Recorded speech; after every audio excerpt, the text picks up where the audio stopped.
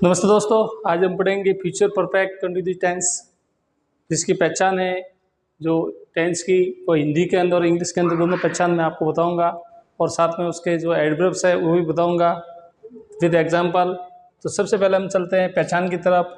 इसकी पहचान है कि वाक्य के अंत में यानी कि क्रिया, वाक्य के अंत में क्या होती है? क्रिया होती है। और वो शब्द कौन से होने चाहिए? रहा होगा, रही होगी, रहे होंगे, ये शब्द अगर आते हैं तो वो फ्यूचर परफेक्ट कंटिन्यूस की पहचान होती है। साथ में टाइम भी दिया हुआ होता है, सेंस फॉर और टाइम भी दिया हुआ होता है।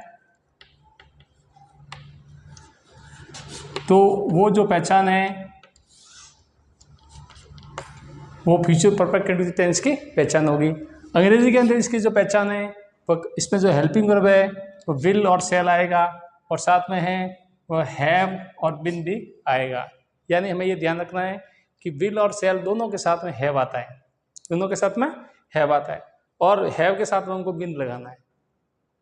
फिर जो मेन वर्ब है, मेन वर्ब इसके साथ में जो बेस फॉर्म होगी, जो जिसे अपन फर्स्ट फॉर्म भी बोलते हैं, उसके साथ में आईएनजी आएगा।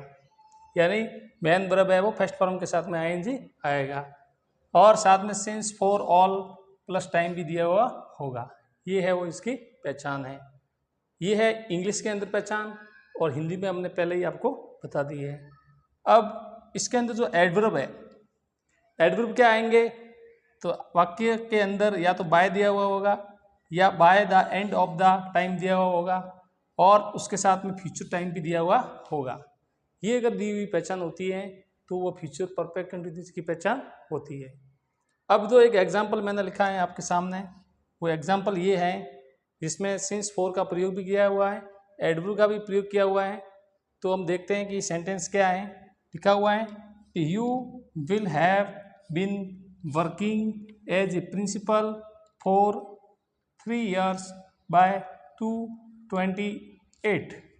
यानी कि तुम हैं वो 2028 तक प्रिंसिपल के रूप में काम कर रहे होंगे।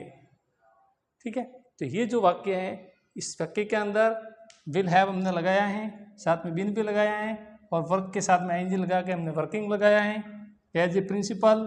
फिर सिंस फोर का प्रयोग किया है तो हमने फोर का प्रयोग किया है। फोर के साथ में टाइम आता है, पीरियड ऑफ टाइम, जैसे 2 years 3 years। ठीक है, और फिर हमने बाय द 2028 लिखा है। तो ये है वो फ्यूचर परफेक्ट कंटिन्यूअस की पहचान है, एग्जाम्पल है और भी एग्जाम्पल आपको मैं बताऊंगा।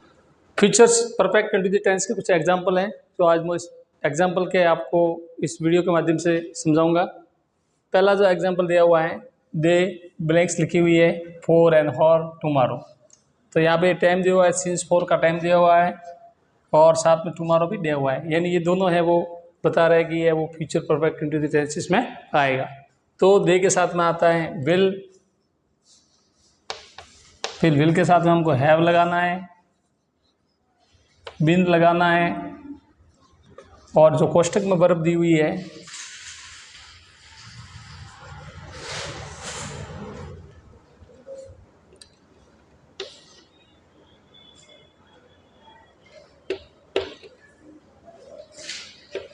लिसन, तो वो लिसन आपको लिसनिंग बनाना है।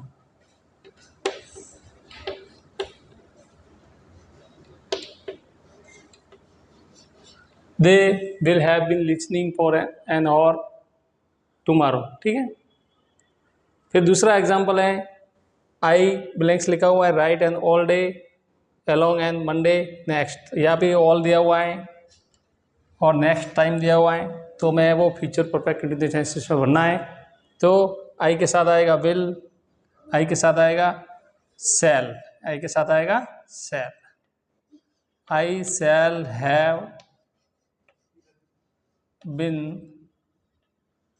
और राइट का आपको करना है राइटिंग, राइट का करना है writing, all day along and Monday next.